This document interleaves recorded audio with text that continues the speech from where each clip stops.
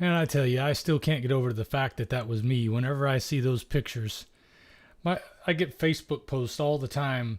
Not posts, but those reminder things that pop up, and it'll show a picture of me standing there with my wife from 3 or 4 years ago. And I think to myself, who is that guy with my wife? It really blows my mind. Well, I'm glad to be able to come talk to you guys today. I know I started a little early. I do tend to start early on some of these live streams because I want to try to get everybody warmed up, get everybody in the room before our guest shows up. Today we're going to have Robin Switzer, who is one of the original founders of KetoCon, now known as Hack Your Health.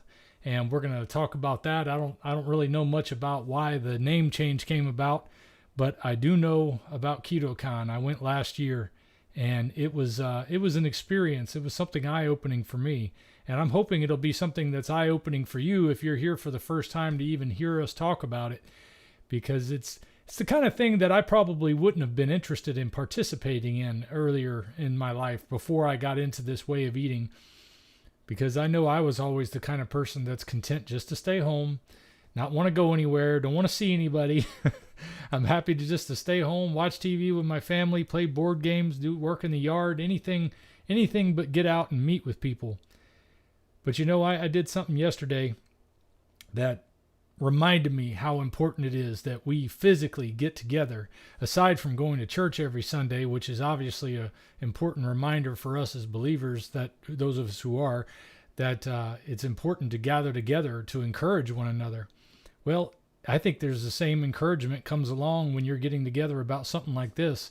I got together for this beast feast that our church did put on yesterday, and it was just a bunch of men getting together to do this thing that they call Man Up event, where we support each other as men and talk about things that we want to be able to do as fathers and husbands. And I was so nervous about going there because it might seem funny to you when you see me on YouTube all the time, and I got thousands of people that I talk to, but most of the time it's just me and the computer here, like it is right now as far as physically for me. But to know that you guys are there listening and that my words have an impact means a lot to me. But that opportunity when you get together and you're eyeball to eyeball and you're face to face with somebody and you're hearing the words and exchanging those words together, something special happens when you get a chance to do that. You can really encourage another person in a way that you can't through an electronic form like this. Now, thank God for it. I'm thankful for YouTube. I'm thankful for the opportunity we have to get together and talk like this. And I'm thankful for the live chat and all the comments that you guys leave, because I can't tell you how much the comments mean to me as somebody who's doing this and trying to support a family and get through the daily grind of things just like everyone else is.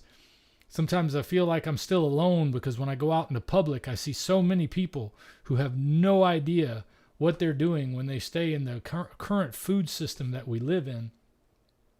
It breaks my heart, and it makes me feel like I'm not making a dent in things. But then when I take the moment to search through all the comments as much as I can and hopefully answer some questions for people, but it's the encouraging comments that remind me that you guys have had your lives changed, just like I've had my life changed. Somebody stepped into my life just like I stepped into your life, maybe, that has turned things around for you. It gave you a different perspective that you never would have had, because there's so much misinformation about nutrition and how to get healthy. I was talking to somebody today, somebody that's a family member of mine that has been going to the doctors like 3 or 4 times a week now for the past month or so, maybe longer, and on a regular basis seeing doctors after getting over a battle with cancer a few years ago.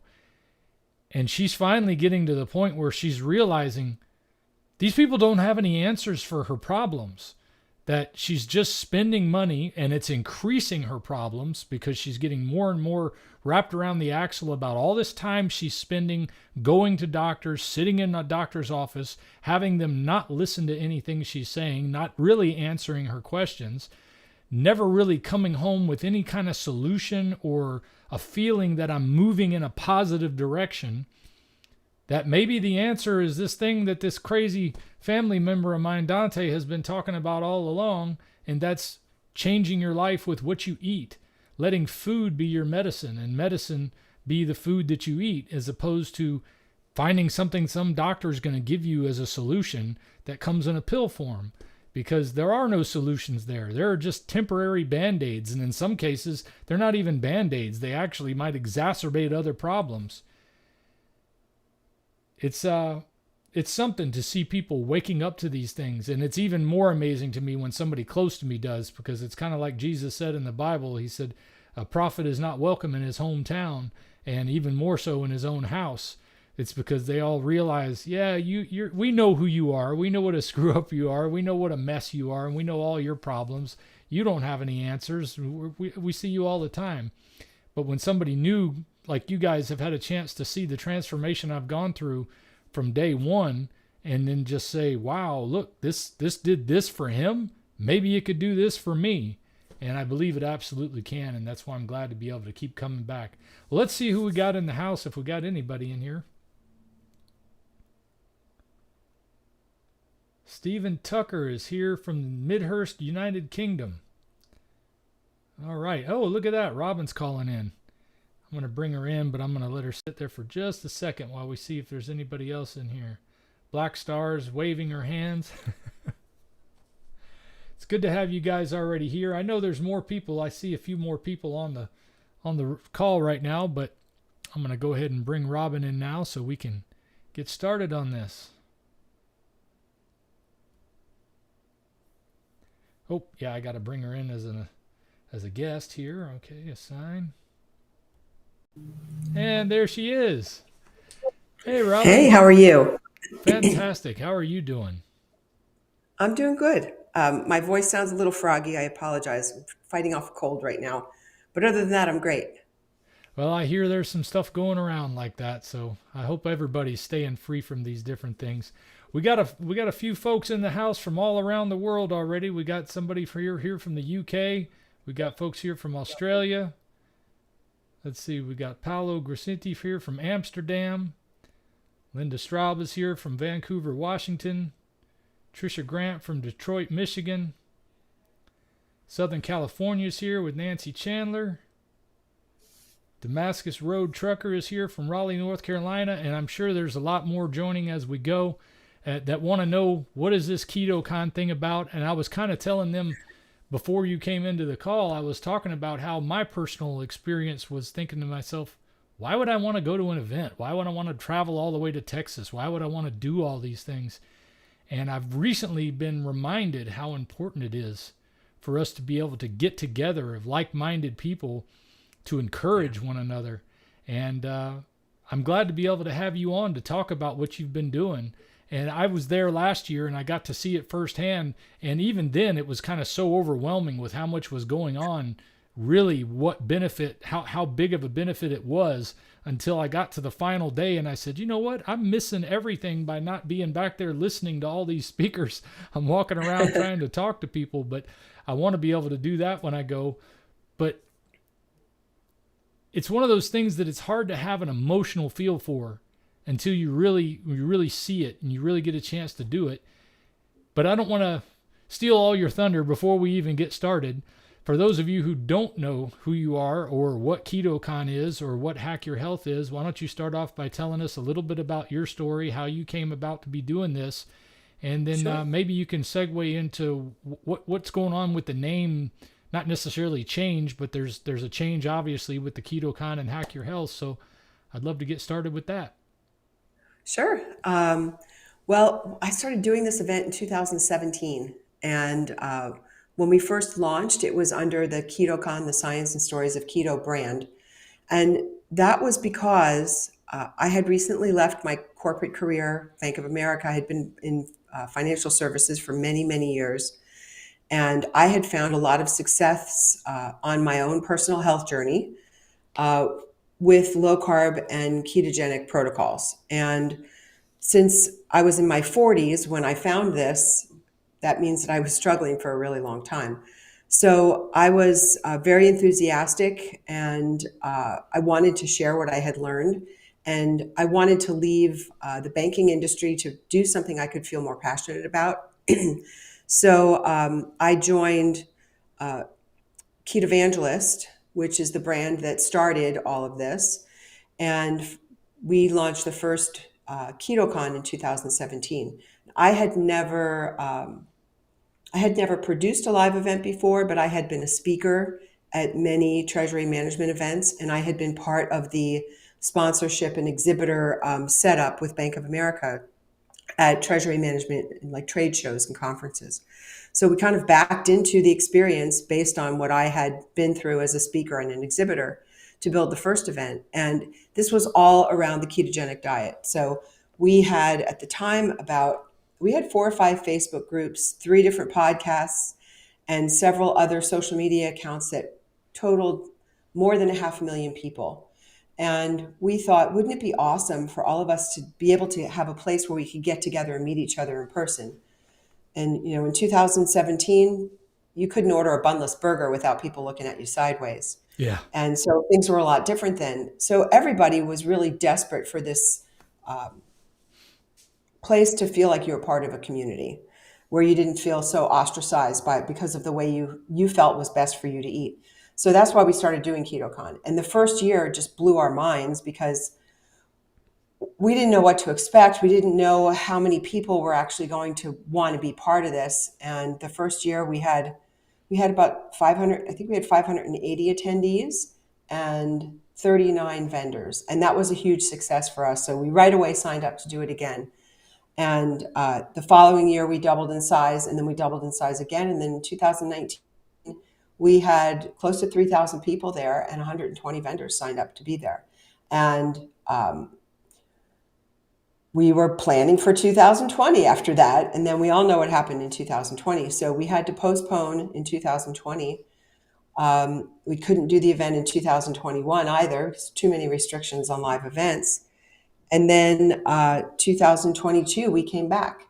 So the biggest change in all of this is that when COVID happened in 2020, the company that I was working for at the time, KetoVandalist, the owner came to me and he said, we've got about 3 months and we're going to have to shut everything down because all the bills were paid for the event, but there was no longer any money coming in. All the product that we were selling in other business lines was all going out, but there was no money coming in. And I was really lucky because I had, from my corporate career, I had saved a lot of money, and I put together an agreement and I acquired all of the assets from the owner of the company and started rebranding and rebuilding with the intention of being able to do the event again in 2021. But of course that didn't happen. So that's kind of what led us to where we are now. We did the event in 2022. And when we came back in 2022, we had a huge carnivore presence. So a pretty significant percentage of the keto community was transitioning away from keto and more towards a strict carnivore protocol. And to me, that just shows that there were a lot of people who needed much deeper healing than the ketogenic diet was providing them with.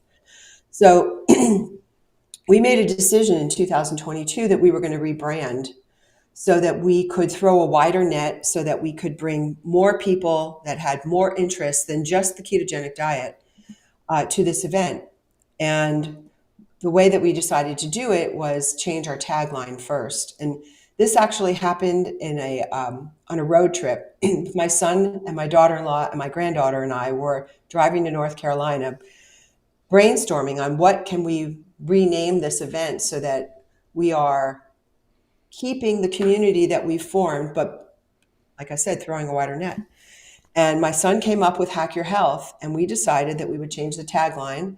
So it became KetoCon Hack Your Health, and with the full intention of flipping it for 2024 to Hack Your Health by KetoCon. And that's exactly what we've done.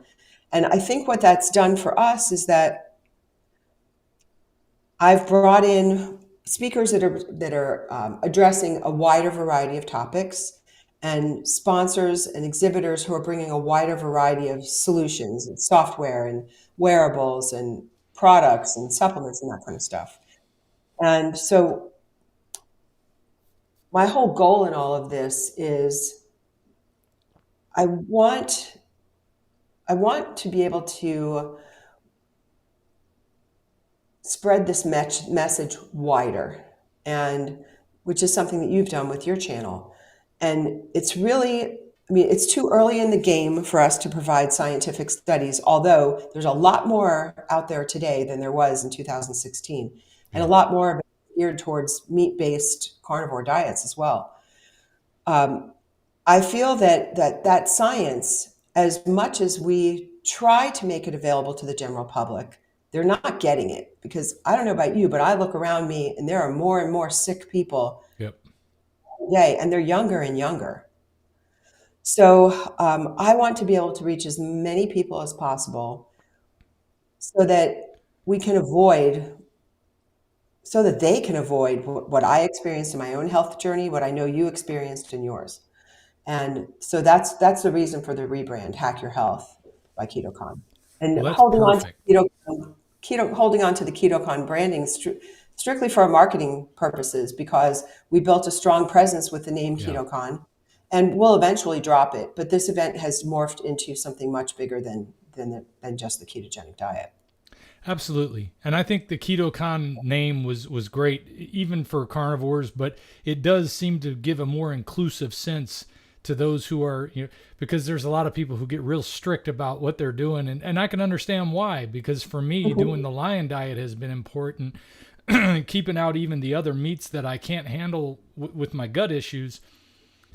And you can get kind of tribal in that realm, and you're like, oh, that's a keto event, I'm not interested in that, I want to be where the carnivores are. But really, we're all about trying to get our health better.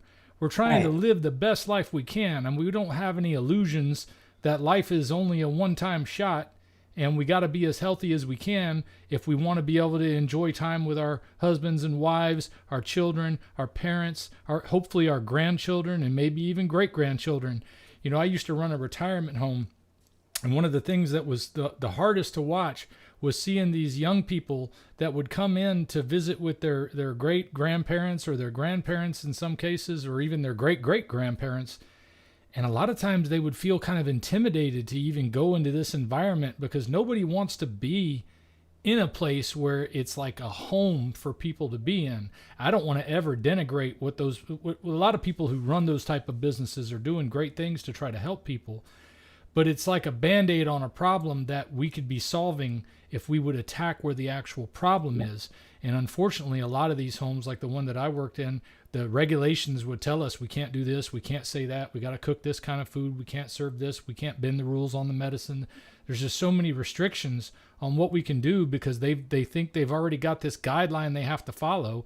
And it's the same guideline that all the nutrition experts and all the doctors have been saying now for 40 years. And unfortunately, those guidelines are leading us to be fatter, sicker, and less healthy. This opportunity that you've created for people to get together, I think, is so important, because we do feel alone when we're out and we're in public.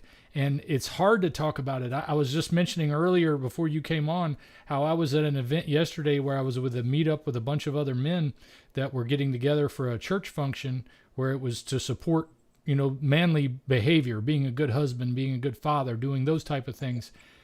But I still looked around and I saw a lot of that unhealthiness going on in their lives. And I think to myself, these are people who want to be able to be strong for their family and put their best foot forward.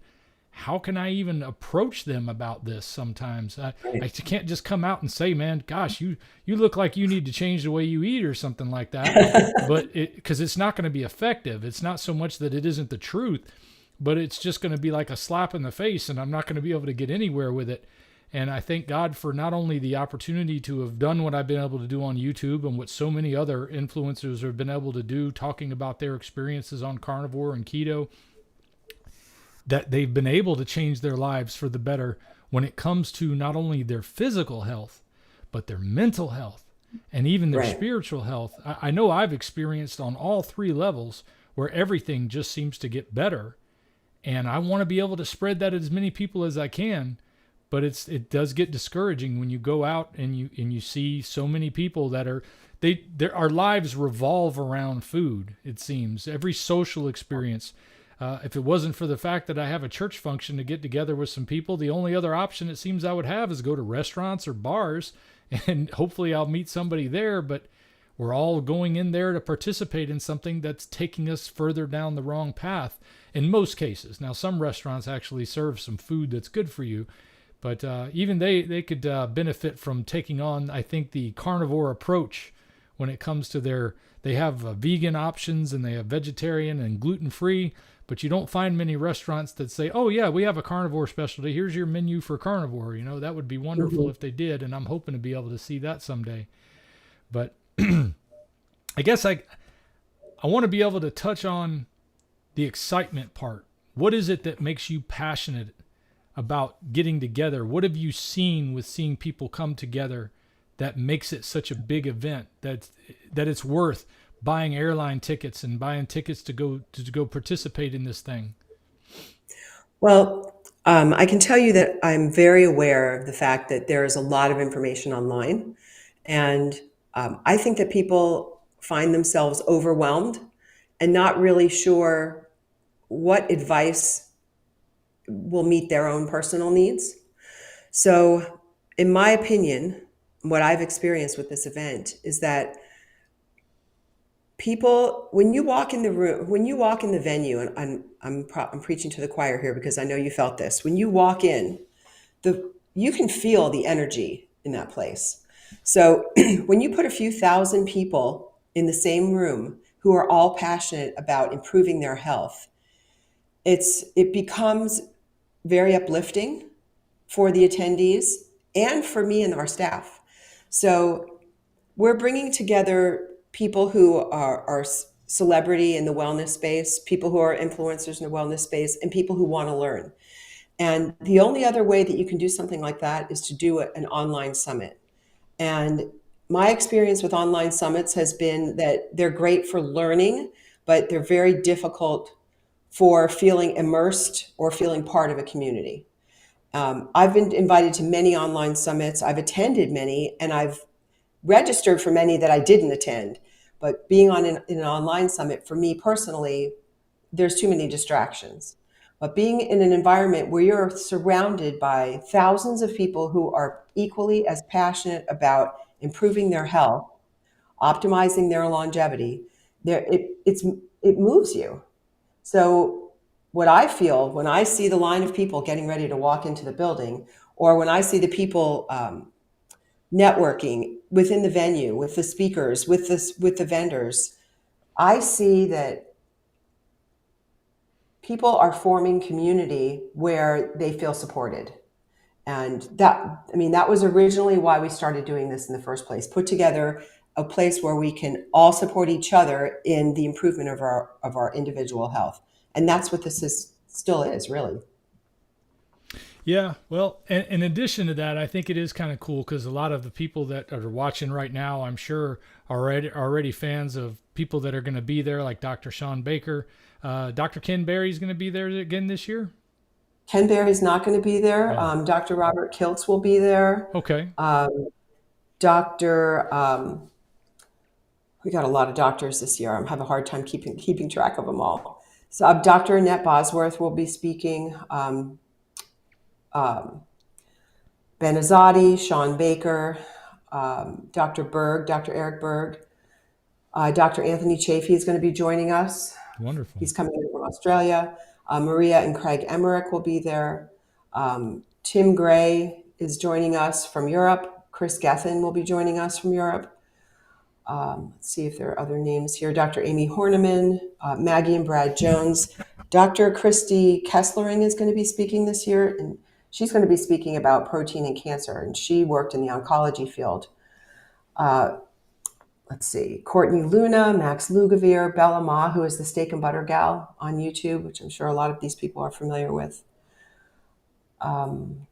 Mark Ritz, who formed Carnivore Snacks, one of the founders of Carnivore Snacks, will be speaking. Robert Sykes, who is the founder of the Keto Brick, will be speaking. Dr. Lisa Wiedemann, Dr. Sarah Zaldivar. So a lot of carnivore-based medical professionals will be speaking this year. How about some of the ones who are kind of like me, just people that found a change in their life? And really, that's kind of your story from what I understand too. You found how this changed your life, and that's why you've gone on with what you're doing. But I know there's a lot of folks that follow people like Two Crazy Ketos, and you mentioned Steak and Butter Gal, and a few of these have gone on to get nutritionist credentials and things like that too. But I know a lot of people that watch this would also follow some of those, and they'd like to know who else is going to be there. Unless, I don't know, I know you don't have any set agendas for them to come. You've invited some of them, or they've already bought tickets, but maybe you knew of any of the lesser known, maybe. I would suggest going to the website to the speakers tab, and everybody is on there. There's one or two more speakers that we have to add, but that's where you'll find all of the speakers on our website.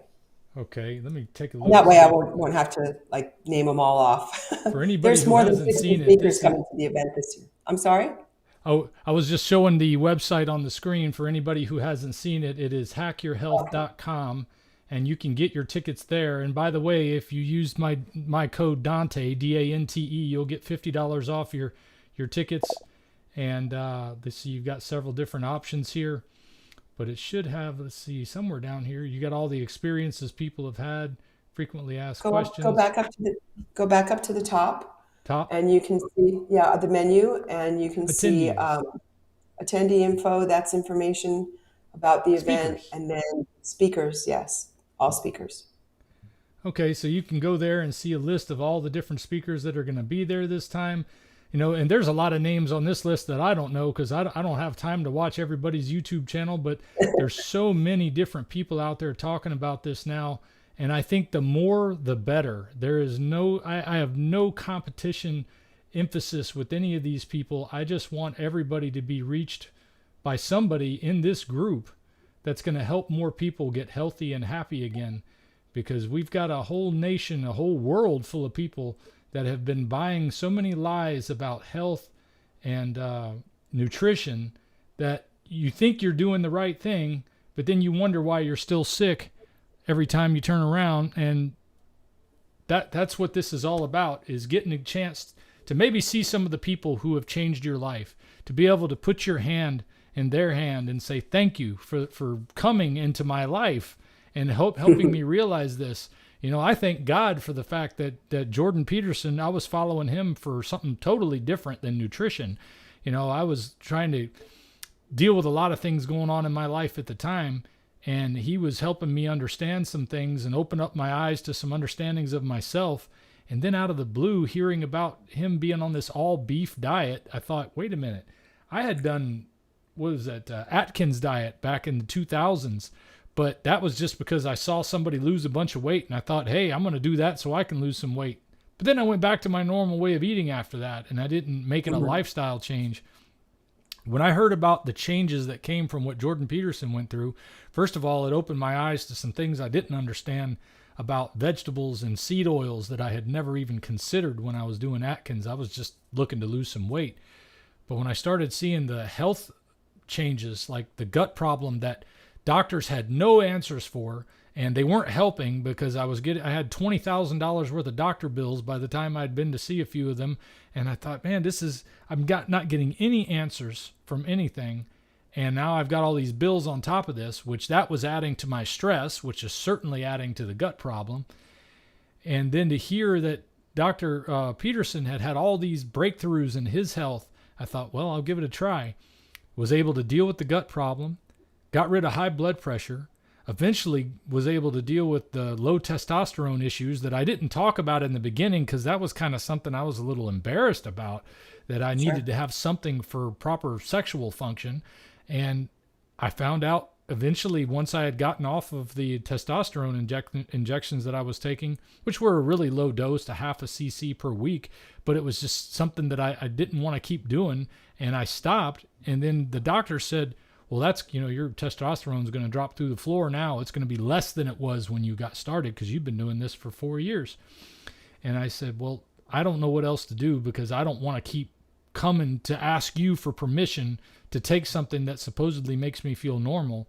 But then I went back and got my blood work done, and they said my testosterone was actually right at the same level it was when I had gone on to TRT. Wow. And then 6 months, 8 months after that, I got my blood work done again, and it was 50% higher than it was before I got off of TRT, or before I got on it. And then I had it done again just recently, this January, and it's still riding in that level, 50% higher than it was. So many things that I've been able to get fixed by this. it's just one of those things where you could watch 1,000 people online say it, but when you can get together and meet with those people and see Right. eye to eye, because you're going through daily life and you're having these experiences with people that make you feel like you're an outcast. Like you said, you described it very well, is that we're the weirdos because everybody's been told you're not supposed to eat red meat. Red meat's going to give you cancer and you're going to have this problem and you're not going to be able to go to the bathroom. And I'm finding out none of this was true. Now, I've Right. always been a skeptical person, especially on the political side. I've been very skeptical of power in a lot of ways, but I had no idea it went so deep as it does when it comes to nutrition and health. But having this opportunity to get together with folks, I'm excited more than I was last year about coming to this for the first time, because I've been there and I've had the chance to speak face to face with people and how it's changed their lives, and to be a part of that physically interacting with somebody and being able to walk down that path with them. It makes such a big difference. I think it's definitely worth the trip. Well, I mean, that's our hope, and that's what we work towards all year as we continue to curate this event. I personally experienced the same life-changing developments from eliminating foods from my diet. Initially, it started for me with low carb, and then I very easily transitioned into carnivore. And I would say that I follow carnivore diet like 90% of the time.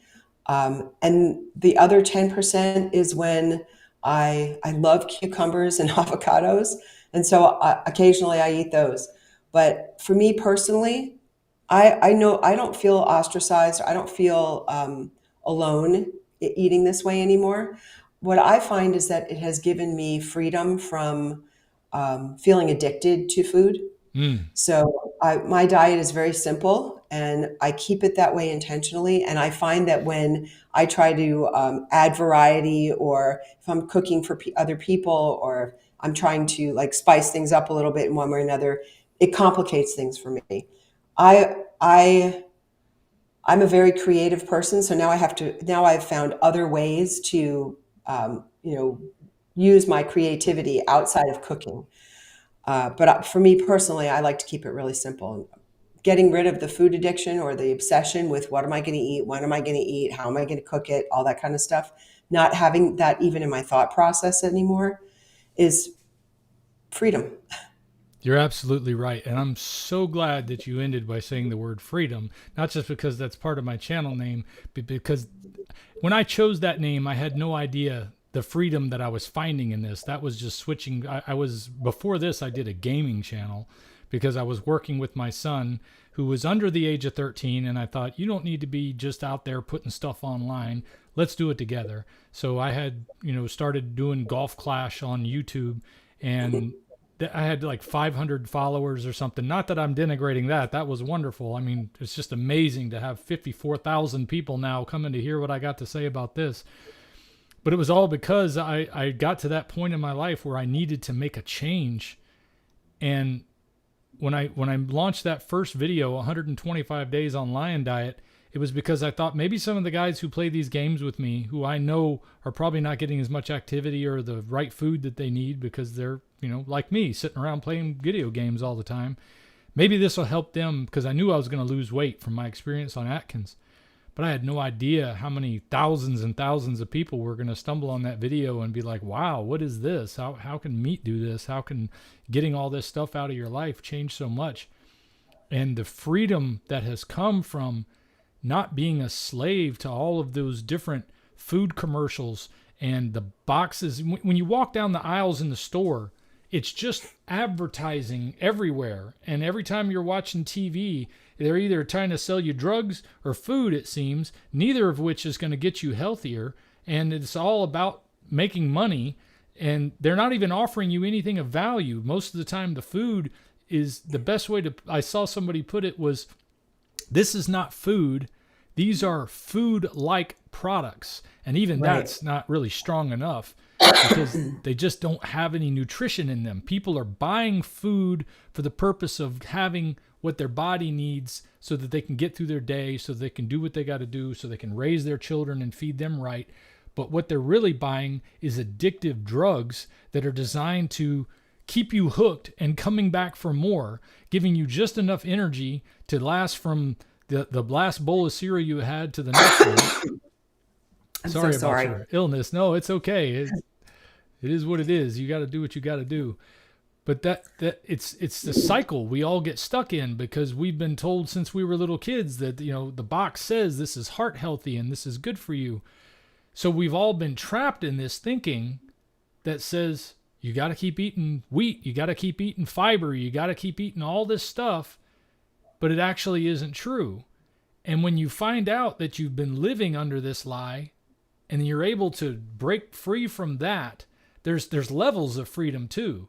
Like the freedom I used to feel like I wish I could just unzip this body I live in and take this fat suit off, like Professor Clump in The Nutty Professor, that Eddie Murphy movie that came out years ago.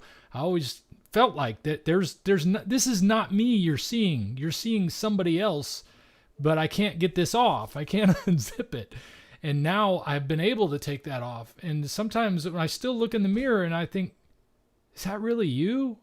I mean, all my life it's been somebody else. So that freedom is there. And more I've realized that it deals with addiction in general. It's not just having a sugar craving or having a sweet tooth. A lot of it deals with other addictions that we have. And a lot of people have been able to break free from addictions that go beyond the food realm. They've been able to break free from their addictions to nicotine or marijuana or stronger drugs even. Been able to break free from the addiction they have to all the medicines the doctors give us, because we're told that these are supposed to give us something in the long run, but you never seem to get that full satisfaction. You're still going back and saying, I don't know, my blood pressure is still a little too high, or it's getting too low, or I feel woozy. And they don't have any answers for that except, here, take this version of the same medicine. And you just get stuck in a new addiction, getting addicted to having the doctor tell you basically nothing most of the time when you go back in there. The addiction to things, for me, I know this is a rough one because I know people still love their coffee, whether they're keto or carnivore, but I've found that caffeine is even one that's like a gateway for me. I'll take that and go down to the next one and the next one and the next one. But when I'm free from that stuff, first of all, I'm not spending all my money on that garbage anymore. That's a freedom. And the fact that I don't have those chemicals in my body calling to me, the sugar telling my gut biome to go get that whatever it was that I just saw an advertisement for, something from Dairy Queen or something, for whatever it was. There was a million of them. There were some that I would literally get up and drive to the restaurant that was advertising it just to get one or two of them, like when the McRib would come on or something. That's not freedom when you're being affected that way by what these companies are trying to do. It would be great if they were offering you something that was actually healthy for you, that was going to make you feel better, was going to give you what you're looking for, but it's just giving you a little dopamine kick to some kind of thing for your sweet tooth. So I'm glad you mentioned that about freedom, because I think that's the most important thing that most people are getting from this, is a general sense of freedom.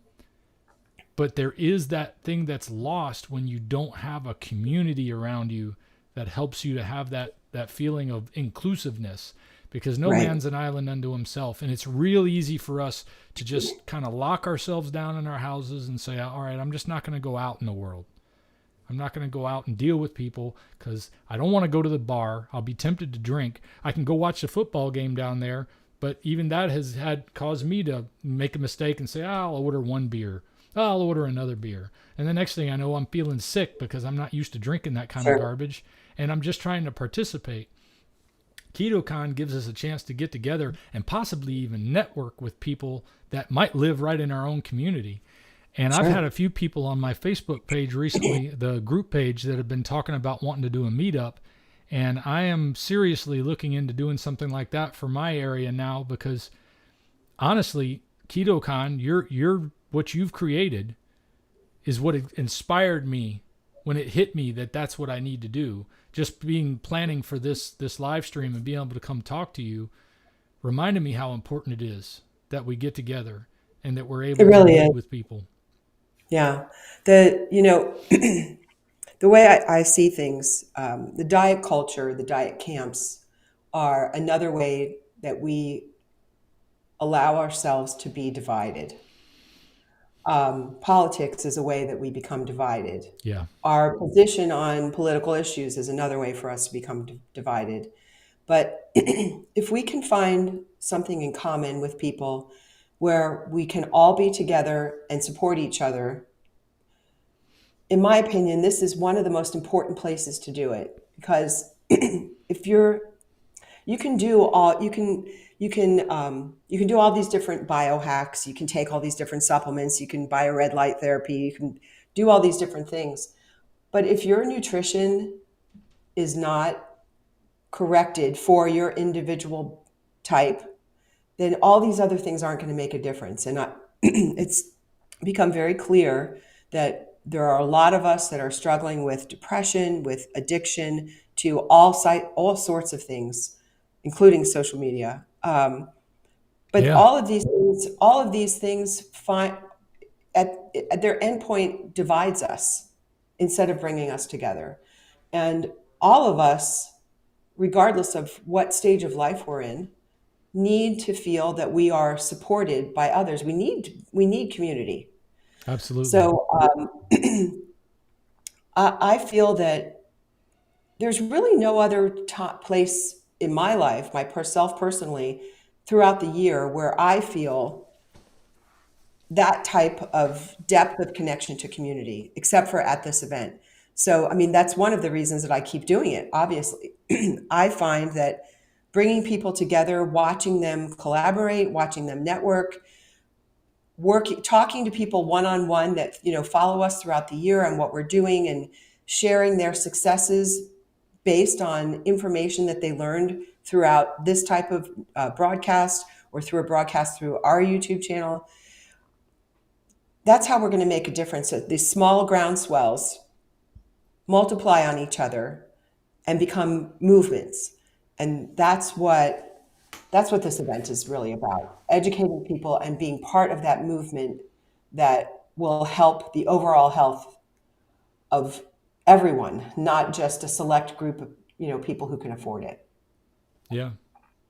Yeah. And I think there's something with all that's been going on in the world. Things have really been different over the past 4 years, and everybody knows what I'm talking about, even if their viewpoint is slightly different on it. One of the things I like about this community is it seems to be fighting against that, because the medical side of it, the whole World Health Organization and all that stuff, there's information that comes out that is not supportive of actual people getting healthy. I'm trying to, there was a way I wanted to be able to put this, but I try to be careful when I'm getting under the political side, because I also want to let anybody know, even if I don't agree with you politically, it doesn't mean I don't want you to be healthy. It means I want you to be healthy. I want everyone to be healthy, and I want everyone to be waking up to the truth. This opportunity for us to get together is a chance to meet with people who feel just like you do about all the lies you've been told about nutrition and health, and possibly even a lot of the political stuff that we realize is we've been lied to. A lot of the health stuff that we've been told for the longest time. You've got to get this thing. You've got to do that. You got to be here. You got to stand there. And now we're realizing that all the things that we thought were conspiracy theories before are not those conspiracy theories. Many of the people you're going to meet in an event like this are on that same boat. And it's so comfortable when you're around somebody, when you're around people who get it. And right.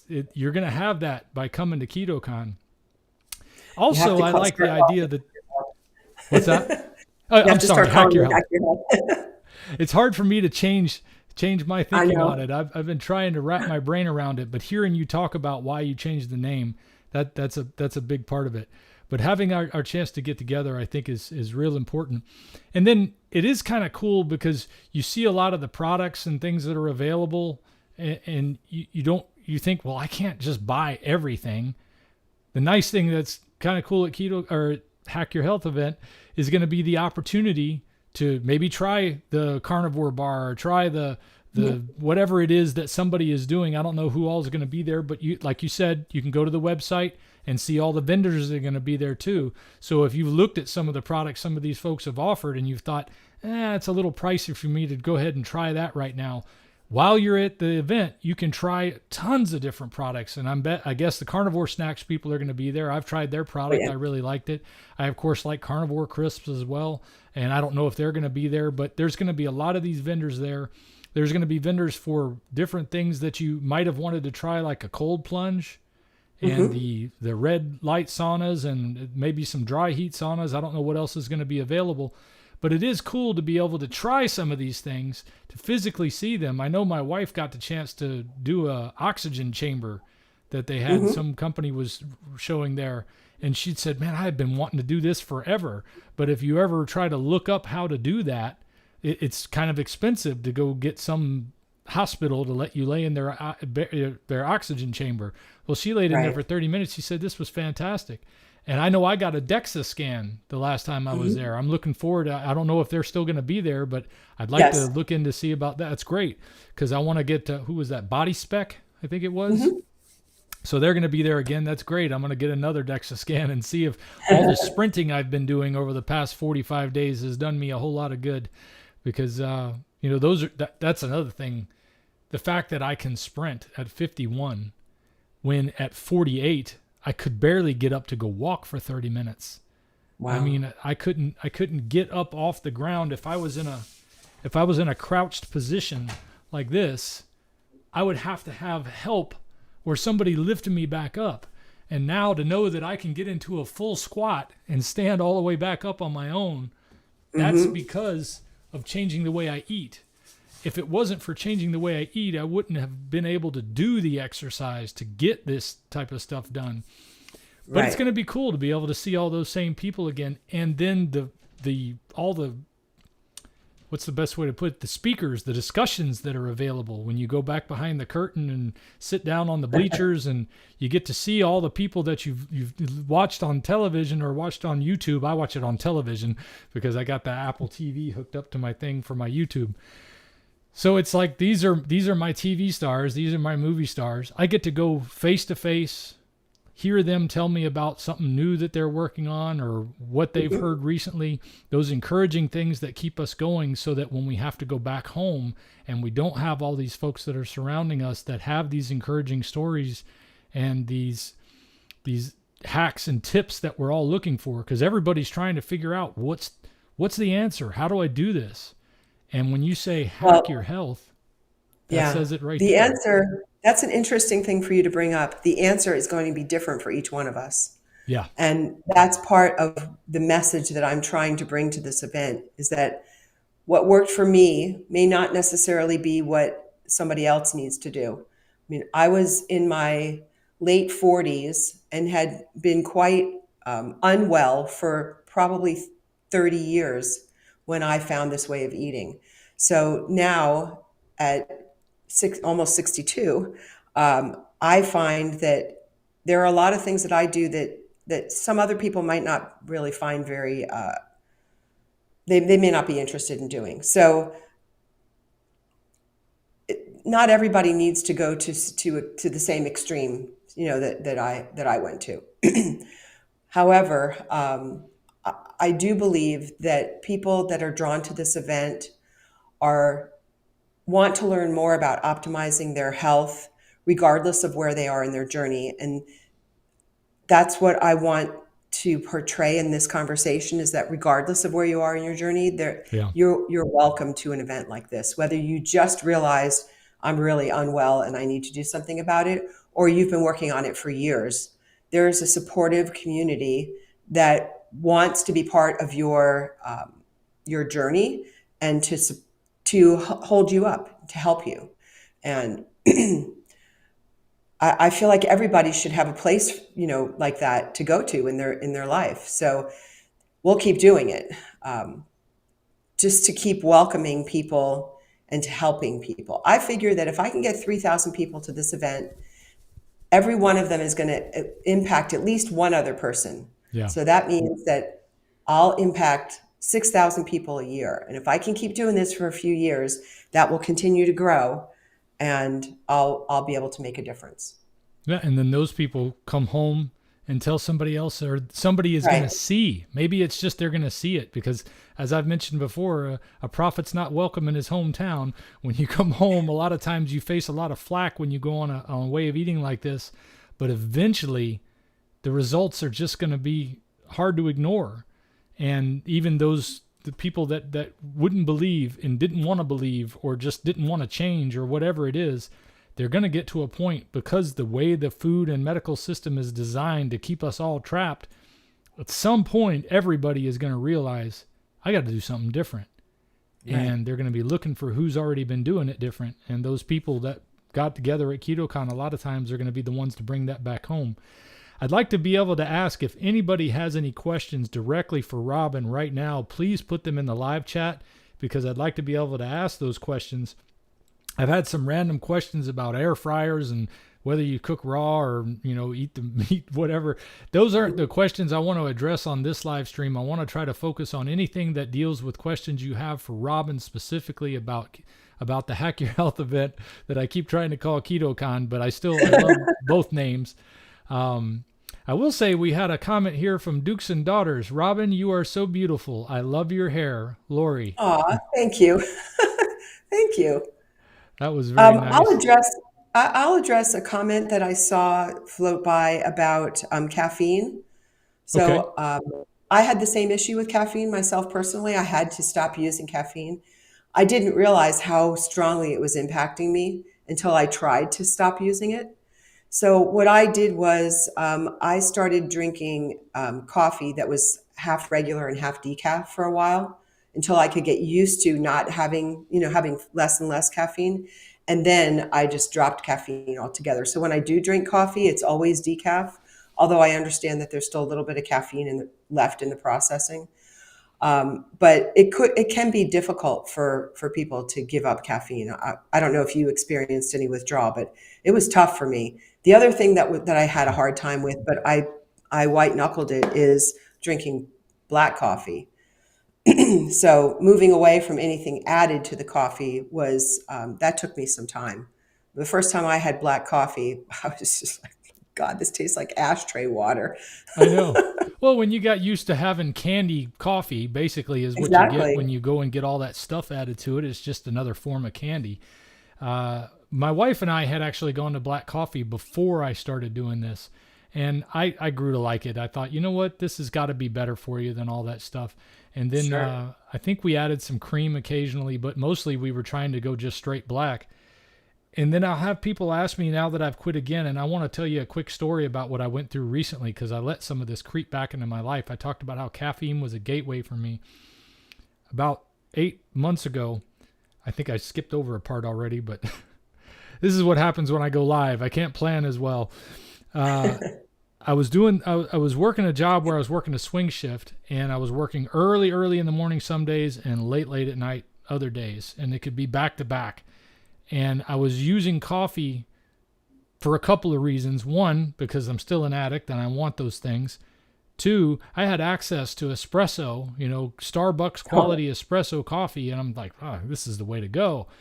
And three, I had an excuse because I wanted to be able to stay awake longer when I was getting up at 4 a.m. to be there some days, and then staying until 11 o'clock at night other days, and then still trying to get up at 4 a.m. the next morning.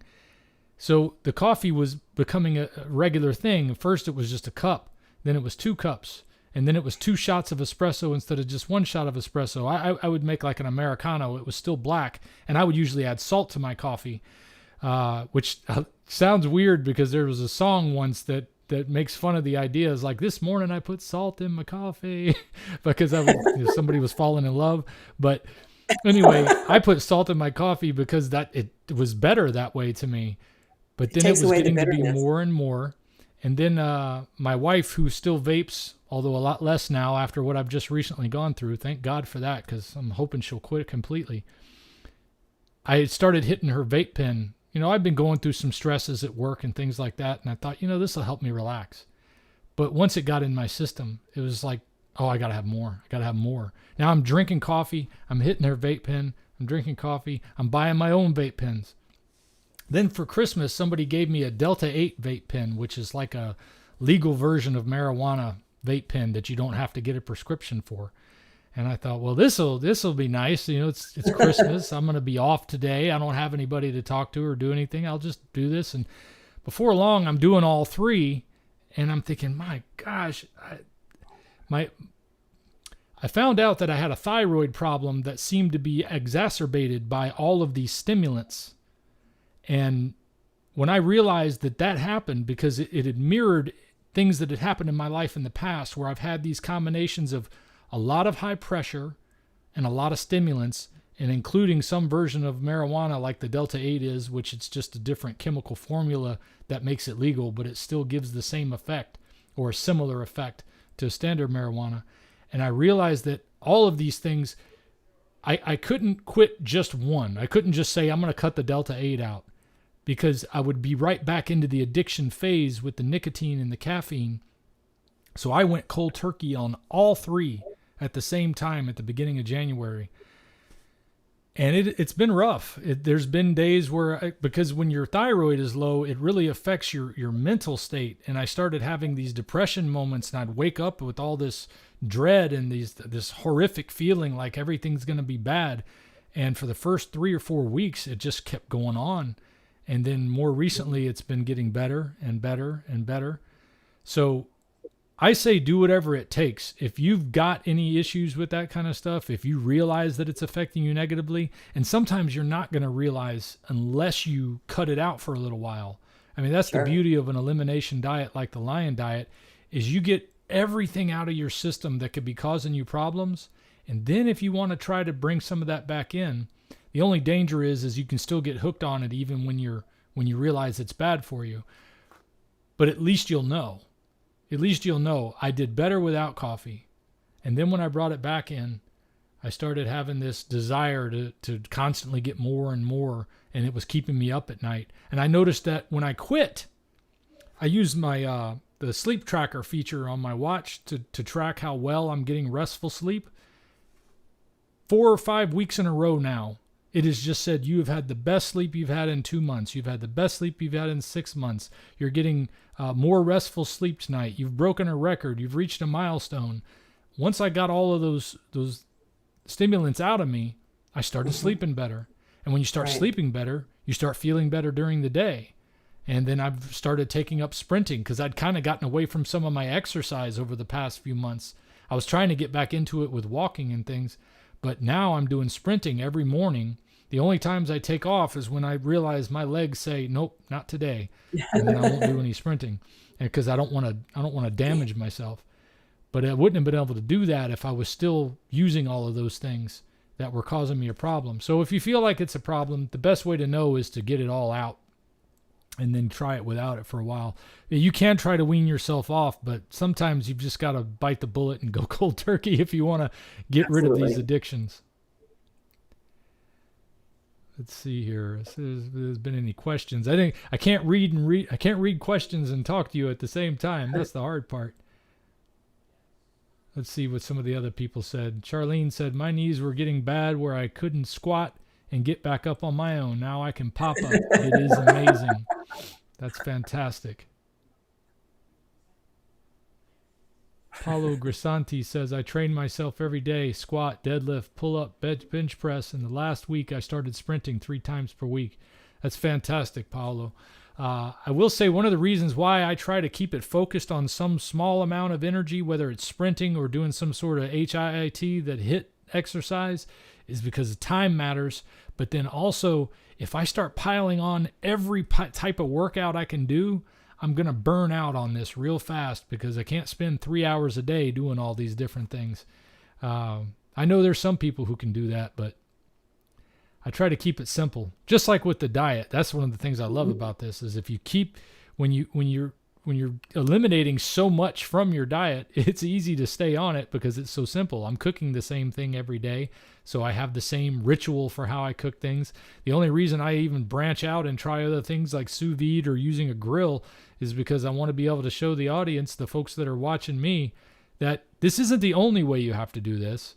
And you know Right. what? I'll probably be better for learning other ways of cooking it, just so if I'm ever in a situation where I don't have my air fryer, which is what I use 90% of the time, that I'll be able to make something even when I'm not, it's not my preferred way or easy way of doing it. Nancy Chandler says, I have found coffee tastes bitter to me after going carnivore. Charlene had some comments about good tips on the coffee. Let's see if anybody's got a question here for you.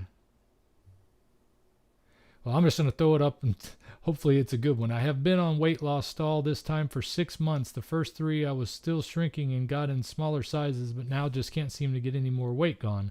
I've lost 109 pounds and have 120 to go. So I can understand that being difficult, Teresa. The only thing I can say is you will break through at some point, because you can't, if you're eating the right things, I don't see how your body can stay where it is all the time, but at some point you're going to break through that. Here's a question. Whitney Napier says, Robin, you mentioned you started this way of eating several years ago. How long did it take for you to get where you wanted to be, health-wise and weight-wise? And did all of your family join you in this way of eating? Well, it took me, I've always thought that I was a fast learner, but apparently I'm not, because it took me quite a while. I started doing low carb when low carb wasn't popular. So that was before 2020. And I got swayed by family and traditions and holidays and marketing, just like everybody else, got knocked off track. And, you know, saying I got knocked off track makes it sound like something that happened to me, but really I just fell back into my addictive behaviors, Yep. because I'm not one of those people that can just eat one piece of cheesecake, or, I'm just not one of those people anymore. Right. I shouldn't say anymore. I've never been one of those Right. people. And so I would always fall back. It wasn't until I found the ketogenic diet, and that was in 2010, that I really started getting serious about this. I stopped listening to outside forces, and I was able to get my husband to eat somewhat low carb. And so that made it easier for me. My kids were grown and out of the house by then. So at that point of my journey, my only challenge was holidays, because there were expectations from the guests that were coming for all of my holidays that I was going to cook certain foods. So those were hurdles that I had to get over.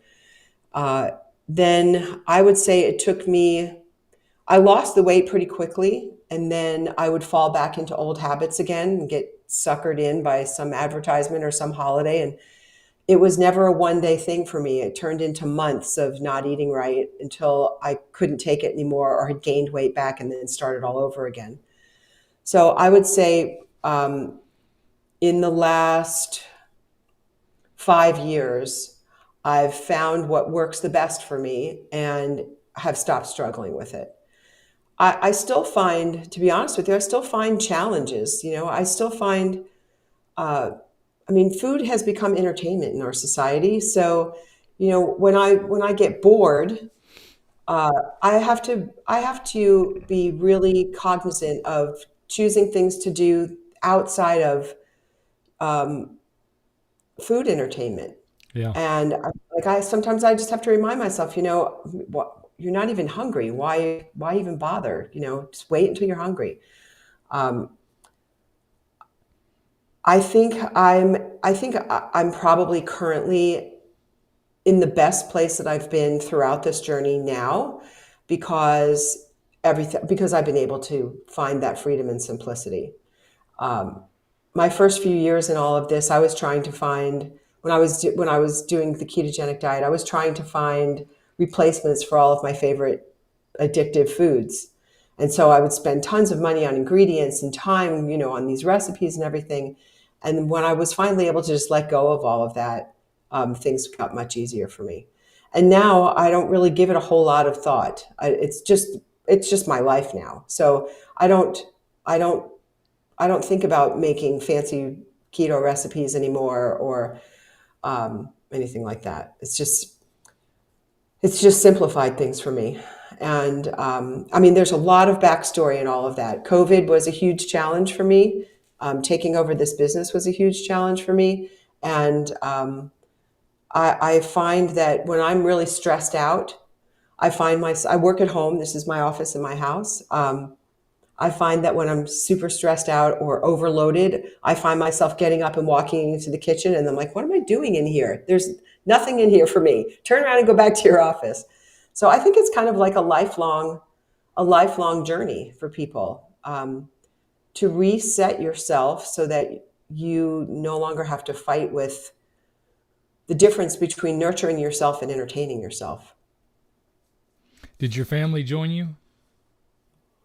Yes, some of them did, and some of them think I'm nuts. Yeah, I can feel that too. I was talking about that before you came on, that I have family members that for 3 years have been fighting me, thinking I'm nuts on this, even though they can see the results. But even they're starting to come around because they're tired of going to doctors and getting no answers. And Yeah. that's where I was. Somebody asked a question that makes me think about where you were before. They asked, what prompted you to go down this path and get healthy?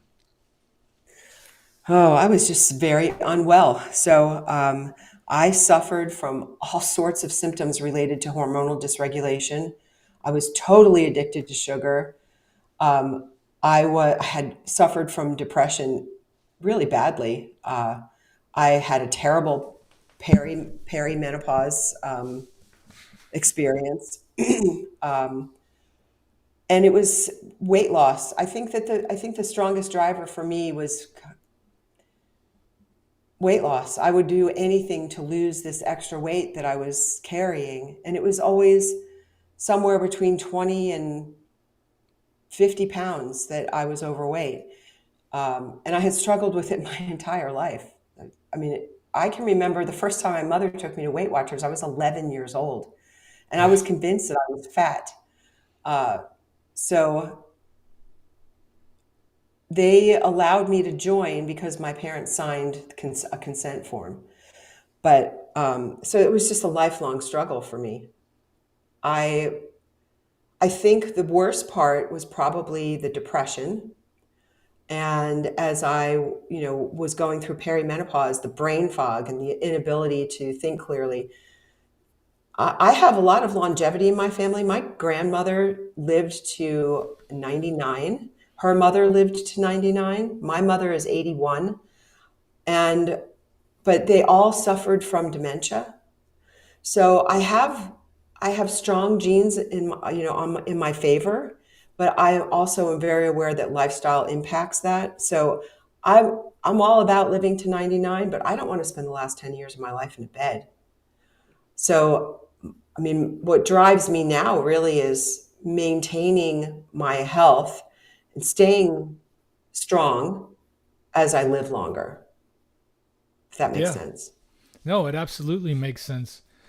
Like I mentioned before, with dealing with the folks in the retirement home, they didn't want to be stuck where they couldn't get up, where they couldn't go and spend time with their family. They didn't want to be there at all, usually. I mean, nobody wants to leave their home. Yeah. But when you feel like you're at the point where you've got to go get help from somebody else, up until I found out about this way of eating, I thought that's just all you got. That's your only Right. alternative, is to go stay in a home where somebody's going to help you do all the things that you need to do.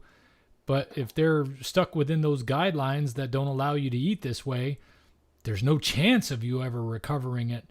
Now, there are some homes where people are able to do things depending on the different state laws, but the idea of getting older like that and having that be my only alternative scared me to death. It made me want to die early. It made me think, well, why would I want to live to be that old if I'm going to be like that? But now I'm seeing that in 3 years, I can already do things that I couldn't do for the last 23 years. Right. It's changed so much. So I hope that now I actually think about the idea of maybe I'll have grandchildren someday. I mean, I've got 2 boys that are in their teens now, and I'll be able to run with them. I'll be able to play outside with them. I won't have to be sitting in a home somewhere where they come and check on me, because I found a way of eating that changes all of that. And that's exactly what I see, because there's a lot of stuff going on with the like people in the World Economic Forum. They want to live forever. They want to come up with some pills or some way they can upload their brain to the cloud or something. I don't know what other drugs they're doing to make them think all these crazy things that they're going to cheat death. But as long as I'm alive, I want to feel alive. And that's what this way of eating has done for me. And you talked about something too, about going out to eat. Now, I'm not trying to necessarily do a plug here, but I love when you were talking about food. I went to the movie theater the other day. One of the things that used to be a ritual was getting popcorn and a Coke.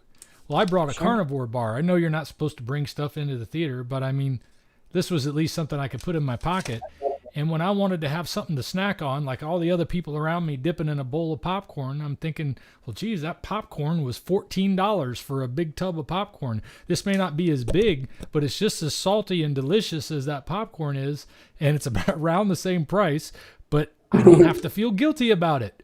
I don't have to feel like, oh my gosh, I'm eating a bunch of starch now with some kind of fake butter on top of it. I mean, that stuff's not butter. Whatever that is they're spraying on top of your popcorn, that's not butter. And none of that is doing your body any good. So I like that I can have that.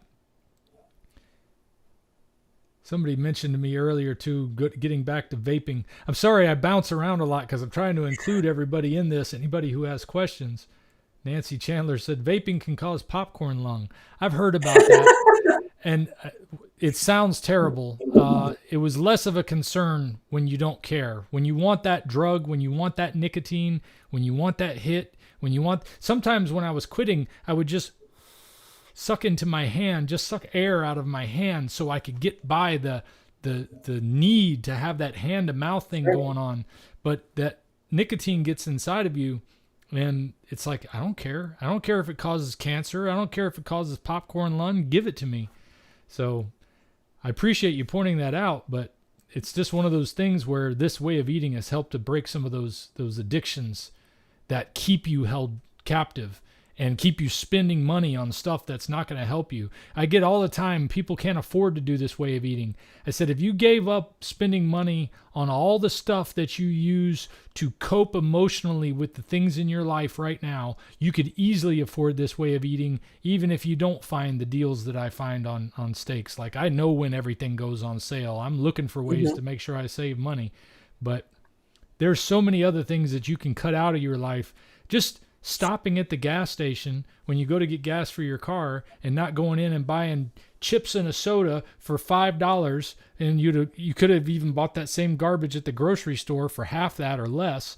You know, you're just throwing your money away for something that's going to make you feel awful. When you start eating this way, you don't wind up spending your money on a bunch of other things that are designed to just help you have a little emotional kick that gets you through all the stuff that's driving you crazy in the world right now. Yeah, you're bringing back some memories for me of the time when this was right around COVID, when I was reassessing where I spend my money and what I want to get rid of. That's when I stopped coloring my hair. I stopped getting my nails done, stopped going to Starbucks, stopped getting pedicures, started making my own cleaning supplies for my home. You would be absolutely amazed at how much money you can save by getting rid of just those things. And I know, there's a lot of women who will disagree with me, but I was looking to change my life and looking to change where my money went. I was forced into it because I didn't have any money because it was COVID, and I had just taken over a business that wasn't generating any revenue. But I chose to take that opportunity to make some really significant changes, and all of those things helped. All of those things contributed to the success that I found where I am today. That's awesome. Well, I know we're getting close to an hour here, so I don't want to keep you too much longer. I got a couple more questions from folks. Sure. Aya Egbuho says, "Hi, Robin. You look stunning. What's your skincare routine?" Well, thank you. I don't have a skincare routine. I need to come up with something for that answer. I do use tallow-based products though. I do use a tallow-based moisturizer. And I do stay out of the sun. So, I mean, I go out in the sun, but I wear a big hat to protect my face from getting sunburned because I have really light skin. So I get sunburned really fast. But thank you. I appreciate that. Thank you. I use tallow-based products myself. I found Vintage Tradition, and I've been using theirs. It's just tallow, and they have several kinds that have other ingredients in them too, but it's basically just tallow. And I like it because it's easy to have available. I buy fat a lot of times that I'm going to make into tallow, and I never get around to doing it because I just don't have time to do that stuff. So there are some good products out there for skincare that are tallow based. And I even have links for those in the description of all my videos. I know I do talk about some products, but I mean, there's only one way I can afford to do this all the time. And finding products that I believe in is one of the ways I do that. As for the sun, I'm a little different there. Well, I do have an advantage that you don't have. And my wife is also very fair skinned, so she has to stay out of the sun. I got much darker skin. I guess it comes from my Italian background. Just before we got on this call, it was such a nice day outside down here in Florida that I just took off my shirt and went and laid on my cot that I have out there to get a little bit of sun. I never use sunscreen, and I never get a sunburn. So that's that, by the way, for anybody who's not familiar with it, seems to have to do with getting seed oils out of your life. And that's a big part of keto and carnivore way of eating, is not eating all that stuff that seems to cause the problems that we just figured it was normal. You're going to get sunburn if you go in the sun, but I don't have any sun issues with that. Now, I might get a leathery look to my face, but you know, I'm a guy. I can look like the Marlboro Man. That's fine. Maybe some of you ladies might want to stay out of the sun. There was one other question. Let's see here. Full Fat Freedom asked, question for Robin, what product vendor, supplier, or development have you seen at KetoCon that has surprised or impressed you over the years? That's a great question. Well, wow.